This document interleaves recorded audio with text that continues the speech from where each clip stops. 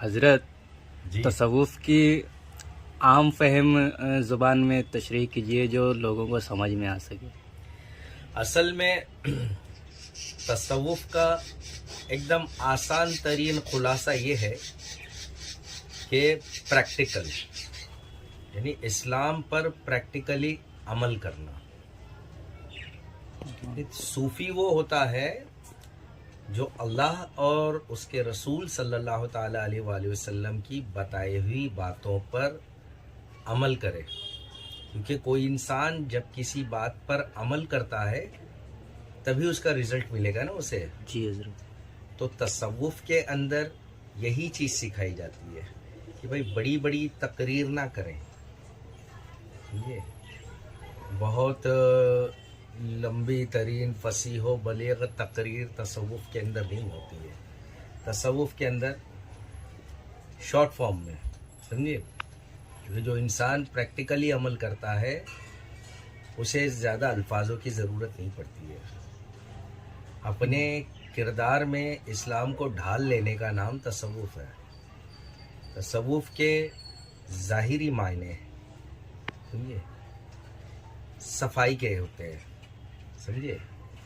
اور تصوف کے اندر دو ہی چیزیں چلتی ہے، تصفیہ قلب اور تزکیہ نفس، یعنی اپنے نفس کو پاک کرنا اور قلب کو غیر اللہ کے خیال سے پاک رکھنا. حضرت غیر اللہ سے قلب کو صاف اور پاک کرنے کا کیا مطلب؟ اس کا مطلب یہ ہوتا ہے کہ اللہ کو اپنا خالق حقیقی، مالک حقیقی، معبود برحق ماننا، اس کے سوا کسی اور سے کوئی طلب نہیں رکھنا. یعنی جی وہی حضرت. ہے، اس کے علاوہ کوئی نہیں ہے.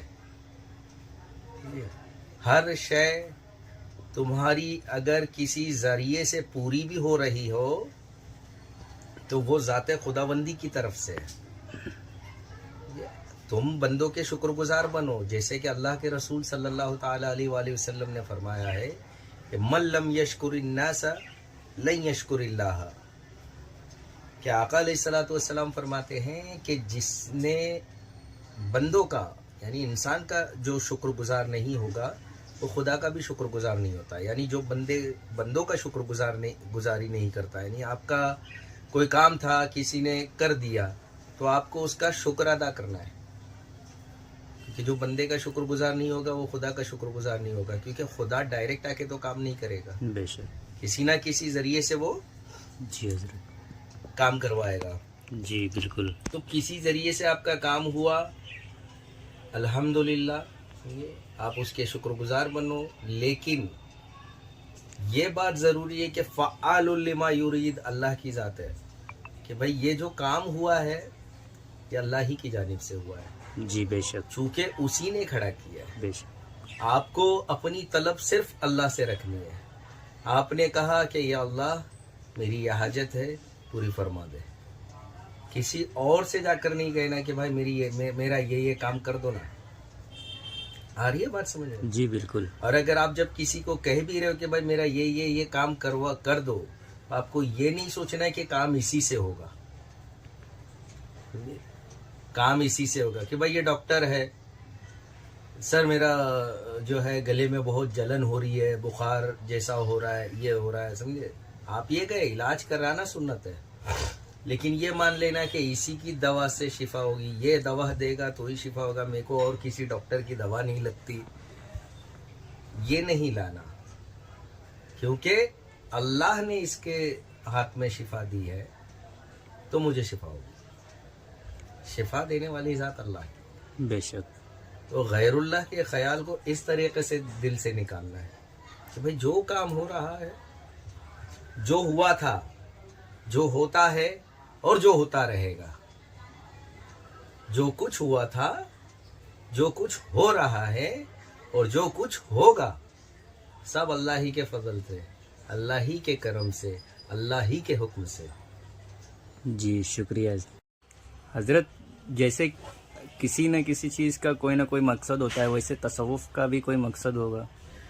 ہاں تصوف کا بھی مقصد ہے، اور مقصد یہ ہے کہ خالق حقیقی کی پہچان ہو جانا، یعنی جس رب نے ہمیں اس بات کا تو پتہ ہے،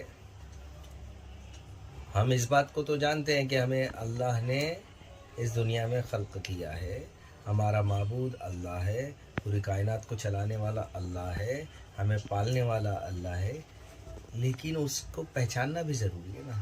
جی اللہ مطلب الف لام لام ہے تھوڑی ہے، وہ ایک ذات ہے، جی بے شک حی ہے، زندہ ہے، قیوم ہے، قائم رہنے والی ذات ہے، ہمیشہ سے ہے، ہمیشہ رہے گی، اور ہمیشہ تو وقت کی کیٹیگری میں آتا ہے، سمجھے، بلکہ ہمیشہ بھی اس سے ہے۔ جی بے شک آ رہی ہے بات سمجھ میں؟ جی تو تصوف کا حقیقی مقصد یا اسلام کا اصل مقصد یہی ہے کہ اللہ کے رسول صلی اللہ تعالیٰ علیہ وآلہ وسلم دنیا میں جب مبعوث ہوئے، کس لیے مبعوث ہوئے؟ لوگوں کو راہ ہدایت دکھانے کے لیے، اور اللہ کی طرف رجوع کروانے کے لیے، اللہ کی طرف جوڑنے کے لیے۔ اور قرآن کریم میں سورہ کہف کی آخری آیت میں بھی اللہ تعالیٰ نے یہی فرمایا کہ جو اللہ سے ملنے کا، جو اپنے رب سے ملاقات کا متمنی ہو، تمنا رکھتا ہو، تو اسے چاہیے کہ خالص اللہ کی عبادت کرے، نیک عمل کرے، سمجھے، اور اس کی ذات میں کسی کو کبھی شریک نہ کرے۔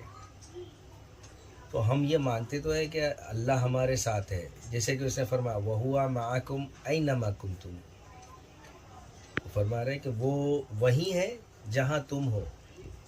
تو اب اس بات کا یقین بھی تو کرنا ہے۔ جی آپ بالکل کہہ دو گے لوگوں کو آپ اس بات کو مانتے ہو، اس بات پر یقین کرتے ہو، تو لوگ کہیں گے کہ ہاں ہاں بالکل۔ کیوں؟ کیونکہ قرآن میں لکھا ہوا ہے۔ حقیقت میں ان کا قلب اس بات کی تصدیق نہیں کرتا ہے، دیکھو آپ، کیونکہ جس کا قلب تصدیق کرے گا پھر وہ پریشانی نہیں ہوگا نا۔ آ رہی ہے بات سمجھ میں؟ جی یعنی جس کو یہ بات پتا ہو کہ اللہ میرے ساتھ ہے، ہر وقت ساتھ ہے، ہمیشہ ساتھ ہے، اسے کس چیز کی تکلیف؟ کیا اسے تکلیف بھی تکلیف لگے گی؟ نہیں آ رہی ہے بات سمجھ میں؟ یعنی چھوٹے موٹے منسٹر یا کسی بولتے ہیں نا کارپوریٹر ایم ایل اے سے اگر کسی کی پہچان ہو جاوے، کسی سیاستدان سے یا کسی بڑے انسان سے اگر اس کی پہچان ہو جائے جس کی بہت رسوخ ہے اور پہنچ ہے، اس سے انسان کی وہ ہو جاتی ہے، ٹچ میں آ جاتا ہے وہ، تو وہ اپنے آپ کو سمجھنے لگتا ہے، وہ بولتا ہے ارے اپنے تو سر پہ ہاتھ ہے نا، اپنے تو ساتھ میں ہے نا باس، سمجھے۔ اب مجھے یہ بتاؤ کہ جس کے ساتھ اللہ ہو، جسے یہ بات پتا ہو کہ اللہ میرے ساتھ ہے، یہ صرف سنا ہے، قرآن میں لکھا ہے اور سنا ہے یا پڑھ لیا ہے، یقین نہیں ہے۔ جس دن یقین آ جائے کہ اللہ میرے ساتھ ہے، پھر وہ کس کو خاطر میں لائے گا؟ جی بالکل آ رہی ہے بات سمجھے؟ جی ہاں حضرت بس یہی چیز ہے، تصوف یہ سکھاتا ہے کہ بھائی قرآن کی کوئی بھی بات لکھی ہے تو اس پر عمل کرو، اس پر پریکٹیکلی اترو۔ تو تصوف مشاہدہ سکھاتا ہے، اور مقصد یہ ہے کہ جس اللہ کی طرف سے آپ آئے ہو اس کی طرف لوٹنا ہے، تو پہچان کر لو۔ بنا پہچان کے جاؤ گے تو آپ کو پتہ ہی نہیں ہے نا، پھر جب وہ تمہارے اندر موجود ہے باہر کیوں ڈھونڈ رہے ہو؟ آ رہی ہے بات سمجھو؟ جی حضرت باہر کیوں ڈھونڈ رہے ہو؟ باہر ڈھونڈو گے تو آپ کو سب مادیت ملے گی، تمہارے اندر وہ موجود ہے اپنی شان کے مطابق۔ بس یہی چیز ہے کہ ایک کوڈ بھی ہے بھائی تصوف کا کہ من عرف نفسہ فقد عرف ربہ، جس نے اپنے نفس کو پہچانا اس نے اپنے رب کو پہچانا، یعنی اپنی ذات، اپنے آپ کو، اپنے خود کو، سمجھے، اپنے نفس کو پہچاننا رب کی پہچان ہے۔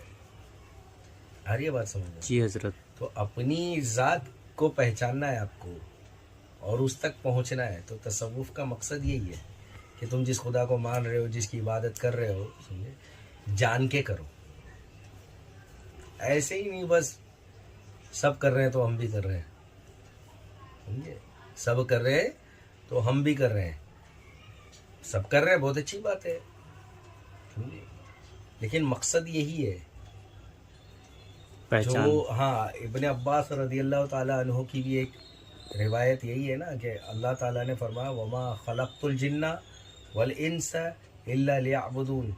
اللہ تعالیٰ نے فرمایا کہ ہم نے نہیں خلق فرمایا انسان اور جنات کو مگر اپنی عبادت کے لیے، یعنی صرف اور صرف اپنی عبادت کے لیے. انسان اور جن کس لیے بنے ہیں؟ اپنی اللہ عبادت کی کے عبادت کے لیے. اللہ کی عبادت کے یعنی لیے. اللہ یہ فرما رہا ہے نا وما ہاں. خلقت الجن والانس الا لیعبدون. ہاں. آ رہی بات سمجھیں؟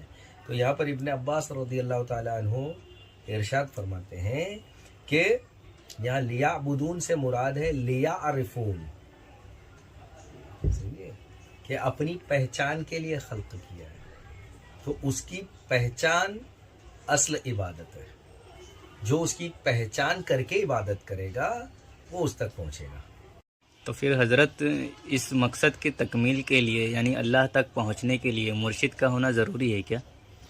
مرشد کا دراصل مطلب کیا ہے؟ رہبر. ہاں، اور بالکل اسے آسان لفظوں میں اگر کہا جائے تو استاد.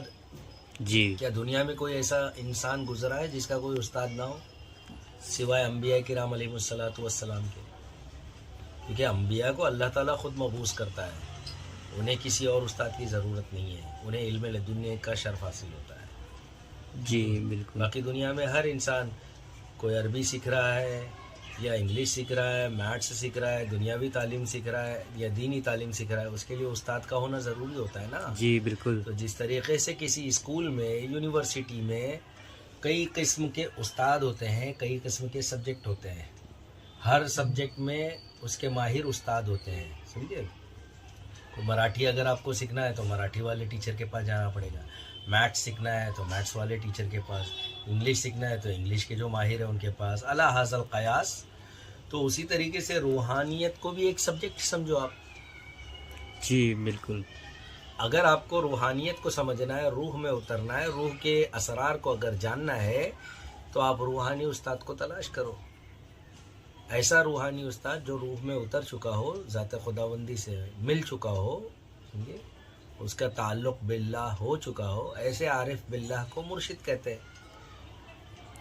تو اب آپ بتاؤ کہ استاد کا ہونا ضروری ہے کیا نہیں؟